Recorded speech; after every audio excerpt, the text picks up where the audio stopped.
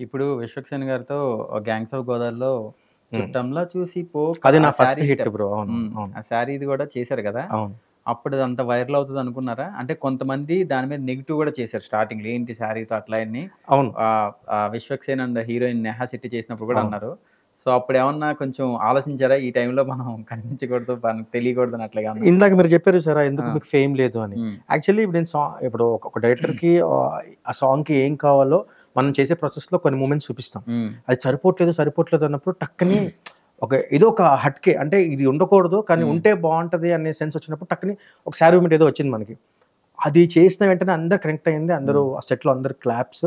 ఎందుకు ఆ movement work out అయింది 'నేహా శెట్టి' గారు కాబట్టి. ఎందుకంటే హ్మ్. ఆవిడకి 'రాధిక' అని ఒక ఫేమ్ ఉంది. ఇమేజ్ ఉంది. హ్మ్. ఇమేజ్ ఉంది. ఆ ఇమేజ్ ఉంది కాబట్టి ఆవిడ ఏం చేసినా అలాంటిది చూస్తారు. హ్మ్. అండ్ 'విశ్వక్సేన్' గారికి మీకు తెలుసు. ఆయన ఎంత అంటే డైరెక్టర్ కమ్ ఆయన యాక్టర్ కాబట్టి ఆయన ఎంత బోల్డ్‌గా, ఎంత స్ట్రెయిట్ ఫార్వర్డ్‌గా ఉంటారు. సో, ఆళ్ళిద్దరు చేయడం వల్ల మూవ్‌మెంట్ ఎక్కింది. కానీ మీరన్నట్టు నాకు నిజంగా ఇప్పుడు మొన్న కూడా చూసాం. మా మా మాస్టర్స్ చాలా మందిని ట్రోల్ చేసి అలా హ్మ్. చేశారు. హ్మ్. మీకు తెలుసు సాంగ్స్ కూడా అవును. తెలుసు. నేను చెప్పడం 'అదిదా ఎందుకు. సర్ప్రైజ్.' సో, చూడు. సో, అట్లా నాకు అప్పుడే భయమైంది. ఇప్పుడు నాకు ఆ సాంగ్ ఫస్ట్ హిట్. టెక్నికల్‌గా ఫస్ట్ హిట్ ఆ సాంగ్ హ్మ్. నాకు. హ్మ్. కానీ నేను ఎవ్వరికీ తెలీదు.